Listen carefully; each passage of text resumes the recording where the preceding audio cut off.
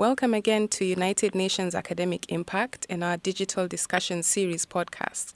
Today, we'll be speaking to Carol Devine, a well-known writer, researcher in humanitarian, and the current executive director of the VIEU Foundation. She recently participated in the Homeward Bound expedition to Antarctica in December 2016. The Homeward Bound expedition was pioneered by Fabian Dettner, a platform for female scientists to discuss the ways to elevate the leadership role of women in science, particularly in matters of sustainability and climate change. Today's interview will provide more insights about the 20-day voyage and the role of female scientists in climate change and sustainability.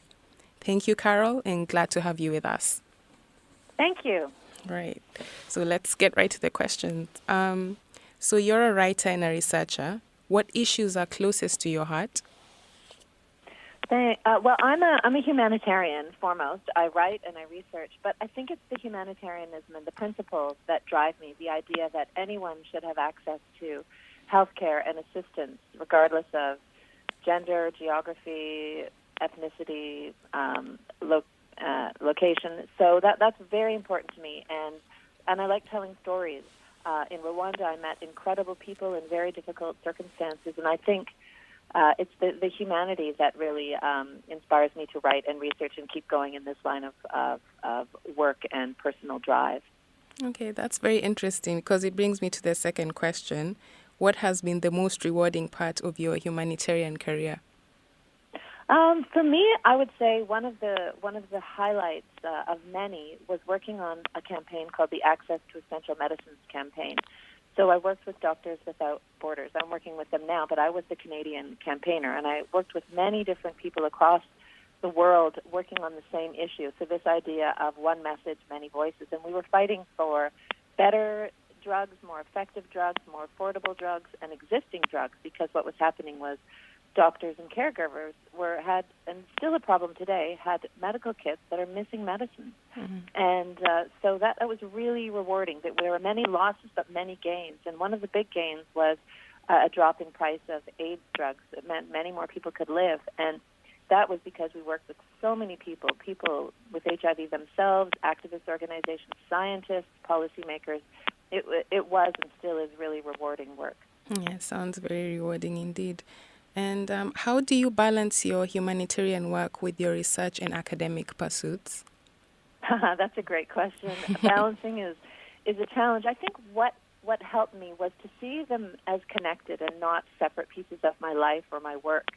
So I say now I do global health and earth health.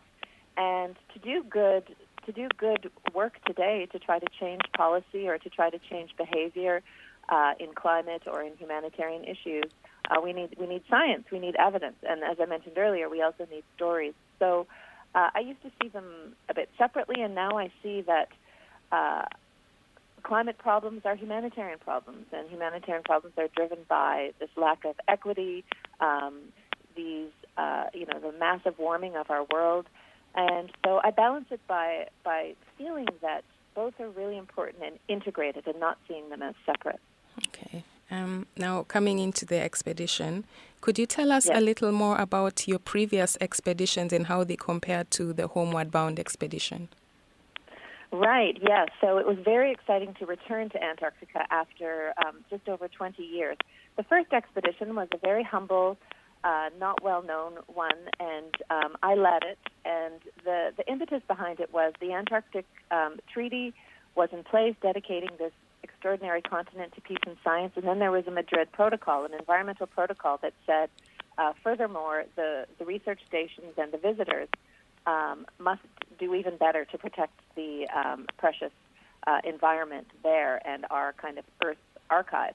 And so based on that, I thought, hey, I don't just want scientists and the few people who go to Antarctica to protect it. I think it's up to all of us, too. Even though very few people will go to Antarctica.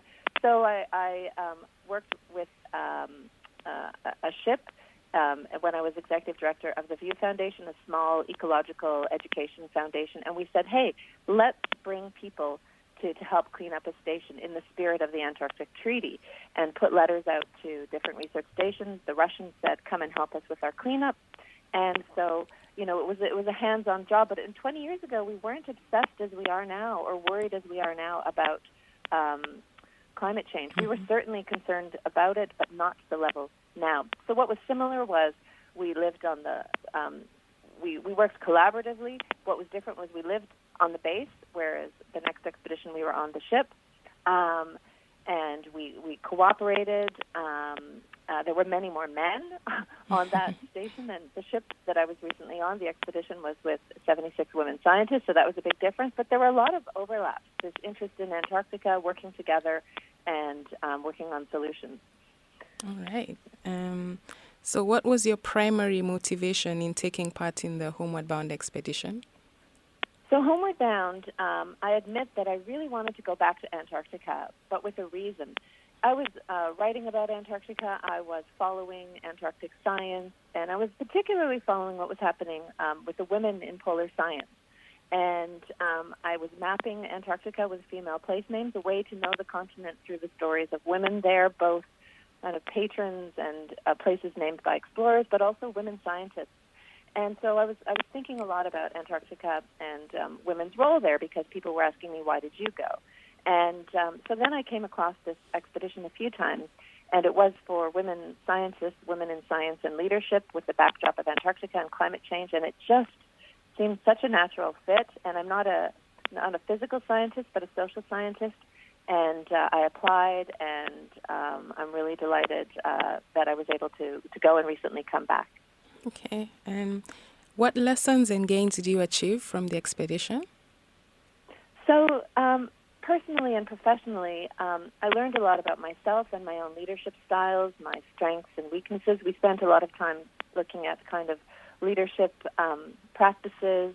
And then I also learned a lot about other people's science. We had astronomers, mathematicians, social scientists who work on behavior change and psychology of climate change. So we learned a lot from one another and from the program. And I learned a lot about courage. I learned about committing to something and the importance of visibility, but also the fact that women are, we know in the world that women are there's structural inequity, and that we know that women in science are still not visible enough, and still, compared to our numbers, we're not in high enough and visible enough roles. Mm-hmm. So we together committed to work on this.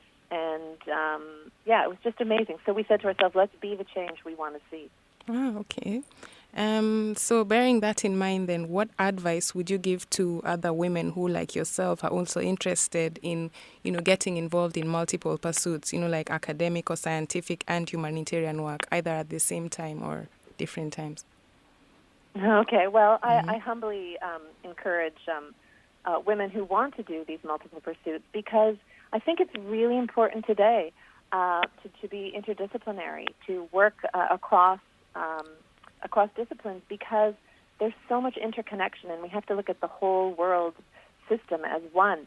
So I suggest that women who want to do this, it's tricky, and like earlier I said, you have to kind of sell yourself and see it as interconnected and not disparate. But we know how important science communication is more and more and more. The United Nations Environmental Program, the Scientific Committee on Antarctic Research, so many people know that we have to communicate our science better. So I think the multiple pursuits of humanitarianism, work on the ground, plus writing about it and researching it is really invaluable. So I encourage women to do it, get paid for it, work with others, ask people that you admire to work for them, and be courageous. Yeah, very informative. Thank you. So thank you again, Carol. We really appreciate you taking some time off your busy schedule to be with us today. For more information about the Homeward Bound expedition, please visit homewardboundprojects.com.au. Thank you for joining UNAI in our digital discussion series podcast. If you want to learn more about UNAI and our activities, visit our website at academicimpact.un.org or join the conversation on social media at ImpactUN.